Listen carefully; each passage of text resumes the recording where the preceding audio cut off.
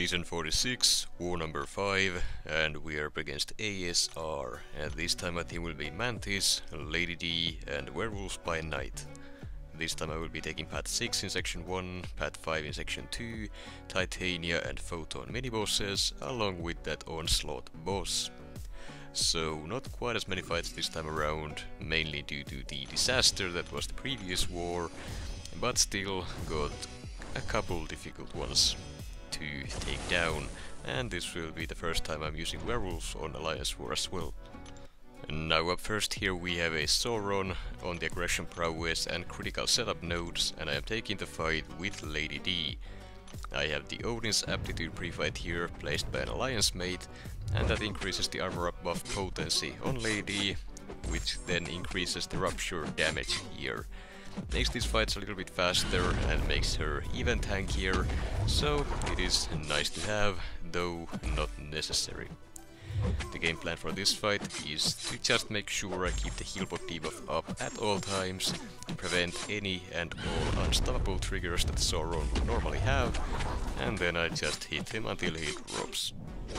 It doesn't really matter which specials I use here, if any, and it doesn't matter which specials I bait either, so long as I'm not eating special 3s, and I do tend to want to bait the special ones since I can fully dex them even while rooted.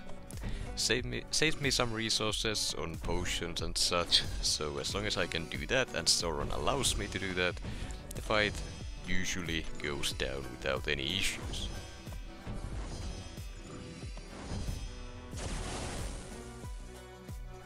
Then next up we have a Morbius here on the Ebb and Flow Intercept and Sadist nodes, and I will be taking the fight with Mantis. This fight is quite simple, a single special 2 should be enough to take this guy down, so long as the protection is down as well.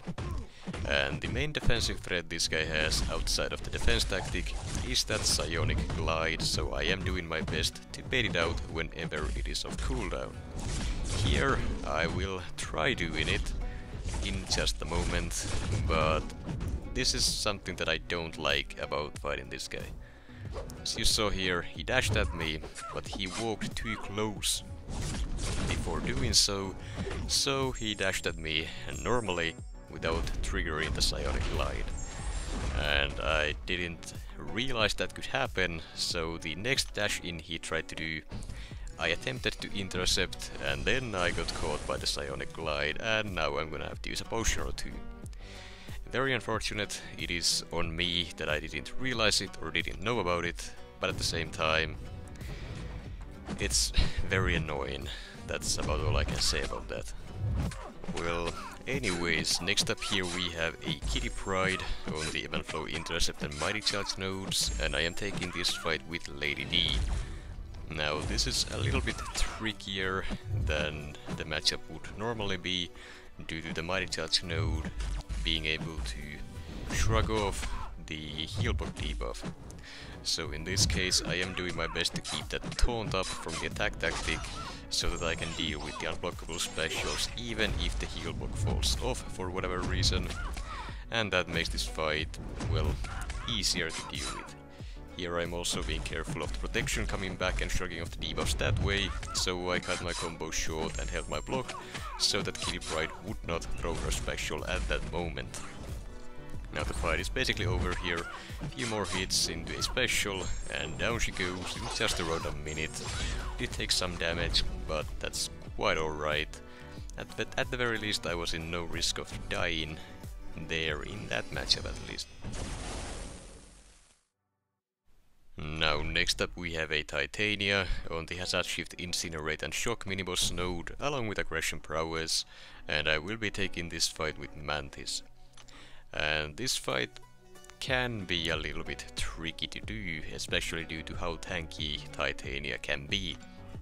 And I definitely learned something very valuable here going forward in the season and with the upcoming season as well. But before we get to that, let's go over the game plan here. So, first off, I will do my best to bait out the Haymaker whenever it comes back, so I wouldn't have to deal with the Unstoppable, the Indestructible, or the Unblockable. So, that is something to keep an eye on.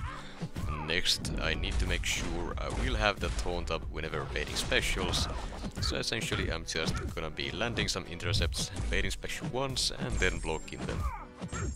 I will not be trying to dex the special one, even though I'm fairly comfortable with it, since this is my last Mantis fight and losing some health is better than completely getting nuked by a single special.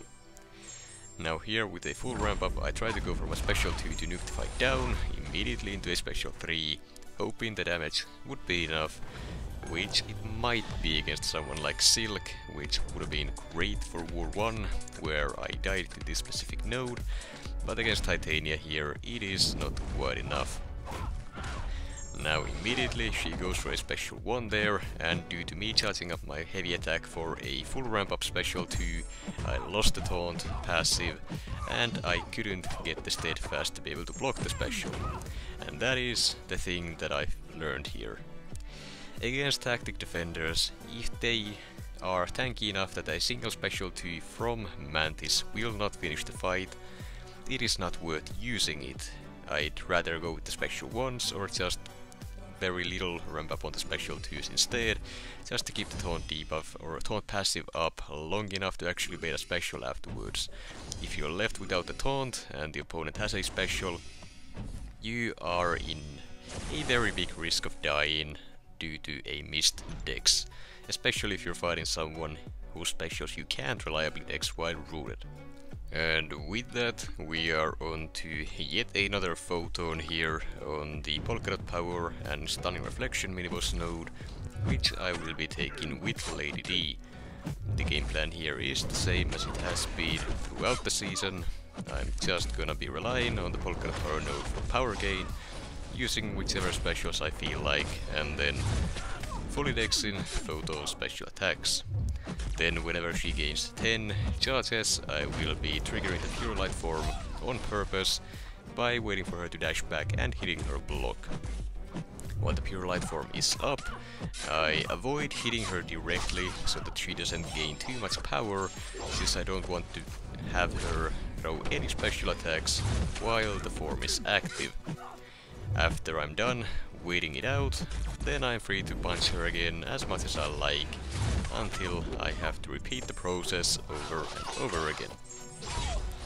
Here once again, she's at 9 charges, now 10, I bait the special, or at least try to, and then I'll just, well, wait for her to dash back, go in, trigger the form, and now a single light tap or something here and there to reset the brute force timer, and that's about all there is to this fight. The strikers are fine to use, they do not pause the Pure Light Form timer, but your specials would.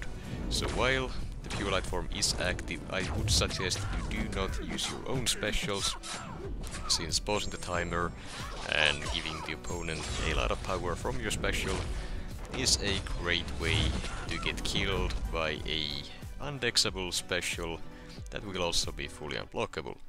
It is quite a lot to keep track of, but once you get used to it, the matchup is quite simple, and you can use the same strat with a lot of other champions as well to take her down on plenty of nodes. And then we have the final fight of this war, an Onslaught boss that I will be taking with Werewolf by night. And oh boy was I scared of this one. I was also very excited, but mainly scared. I did a ton of duels beforehand, like a couple hours worth, to make sure I have the special 1 dex down, so that I would not eat it here or ever again anywhere else. And the game plan here with Werewolf is to mainly just hit into Onslaught's block to limit the amount of power he gains, and then get to your own special 2 by Howling, throw the special 2 whenever you get it, and then just repeat the process. Since I won't be hitting Onslaught directly, the main source of my power gain are the howls, so this fight is gonna take quite a while. But as you can see, a single special to an Onslaught here is melting down quite quickly. He's already a quarter way down, well, even more than that, and I haven't even baited a single special before this. It has been a minute into the fight, so it's not a fast way by any means, but as long as you can repeat this process over and over again, it is quite safe. Now, one of the reasons why this strat is also pretty potent against Onslaught is the fact that he has a negative physical resistance, so the ruptures as well as the special 2 itself hit harder than they would against any other normal champion.